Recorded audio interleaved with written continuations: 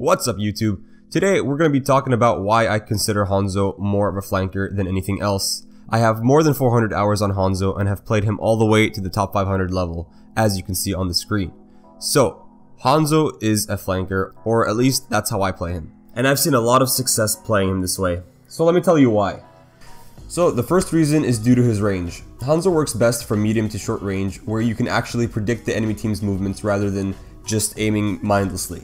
When you aim from a long range, it depends more on luck rather than skill of aim, so you want to get as close as possible while still staying in a position where you can retreat and stay alive. It's also important that you make sure that you're utilizing your wall climb to get to high ground as much as possible. Abuse the fact that Hanzo has no cooldown on his wall climb, although it does bug out way too often. Another reason why Hanzo makes such a good flanker is because of his one-shot potential. Hanzo has the potential to one-shot almost all the heroes in the game. He does this through headshots and scatter arrows, and it's very hard for the enemy team to know where these shots are coming from so long as you don't miss. Once you miss a shot, be prepared for the enemy team to turn around and jump on you. And that's where you need to just run away and bait them further away from the point. Usually they won't bother chasing you because they have the point to worry about, and if you do end up pulling them away from the point, it's just as successful as killing 1 or 2 people. So just make sure you don't die while flanking because it's the worst thing you can do. Alright, so let's go over some examples so I can show you guys what I'm talking about.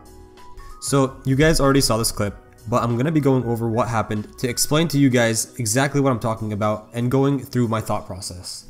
So right here I noticed that my team is trying to push in, and that means that the enemy team is already distracted, allowing me to go in from the back without the fear of being spotted. And it turns out that the enemy team is pretty pushed up, giving me enough room and time to line up my shot. Now, you need to make sure that you get at least 1 kill, because once you take that shot, they'll be more aware of your presence. They'll be putting more pressure on you. That means you'll have less time to line up your shots. This doesn't mean that you can't make it work, but it will be much more challenging than it was the first time. So, I end up killing the Ana pretty easily.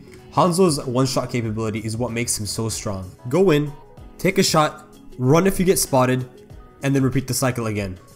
And that's exactly what I do here.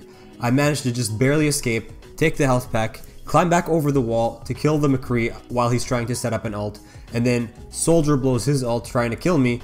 But all in all, I got a kill, stopped McCree's ult, and Soldier ended up using his ult to kill me alone. And remember that this is a Grandmaster game, so it's not like I'm playing against players that are inexperienced. Hanzo can do work, but requires a lot of work to be put in him. The reason why a lot of people think Hanzo sucks is because Hanzo is one of the hardest heroes to have an impact on. This is because he has a high skill floor and a high skill ceiling, meaning the minimum amount of time you need on Hanzo to be impactful consistently is 200 plus hours, while other heroes like Soldier or Reinhardt are much easier to pick up and have an impact on right away. Now I made up that 200 hours number, but I just wanted to give you an example of how many hours you need on Hanzo to actually have somewhat of an impact on when going into competitive. Pretty much like anything you do in life, the more time you put into something, the better you get. So practice Hanzo in quick play to get better, because there's no other way to understand a hero other than by playing him.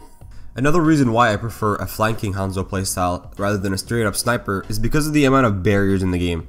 And Hanzo's greatest weakness is barriers. He deals close to no damage and it'll take forever to wear down a shield. So to get around the shield weakness, all you have to do is get behind the target with the shield, aka Reinhardt. If you get behind him, you can pressure him from behind, forcing him to turn around and expose his back to your team. And if he doesn't end up turning around, you can get some shots off on him. It only takes a scatter shot and 1 more shot to finish off a Reinhardt. Here's a flank route that I take on King's Row to put a lot of pressure on the enemy while staying on high ground and making it hard for the enemy team to get to me. So I usually take this route to make sure I'm not spotted. I climb up, go to the left side, and make sure that when I hit that balcony, I spot out any people that can be picked off with a scatter arrow. And then I make my way around so I can get behind the enemy team. And if the Reinhardt spots you, that's no problem. You can just work your way around. Like I said, his back would be exposed to your team, and you can make a lot of different picks from this position. You can make picks to the right, you can try to force the Reinhardt to turn around, and you have a lot of options when you're flanking from this position. It allows you to flank from the right side, the left side, from behind, and it only takes 2 shots to kill a Reinhardt, like you just saw there. It took a 1 shot and then a scatter. Scatter arrow does 450 damage, and then his regular shots do 125, so it doesn't take too much to kill a Reinhardt. position right here will win you games if you take this flank route, because not a lot of people know how to deal with it. There are heroes such as Winston, Genji, and Tracer that can stop you. The most difficult out of all those three is Winston. His shield gives you a lot of problems because he can just go in and out in such a small area. Genji is a lot easier to play against so long as you wait until his deflect is used to use your scatter arrow. Same thing with Tracer. Make sure you don't use your scatter arrow until she recalls, otherwise you're pretty much dead. But to make sure that you have the most impact as a flanker, you need to make sure your aim is a little precise to make sure you know how to kill small targets such as Genjis and Tracers.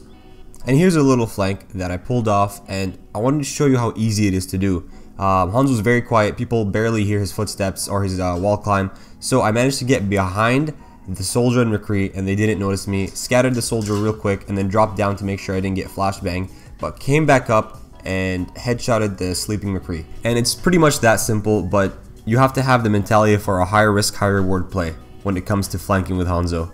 So I made this video to show you guys that Hanzo can be played as a flanker. That doesn't mean you should be doing it all the time. There's a time and place to flank, and that usually depends on the map and heroes you're playing against. If you're playing against a Winston, it's probably better to stick with your team. But you can have a high impact with the flanking Hanzo more so than a sniper.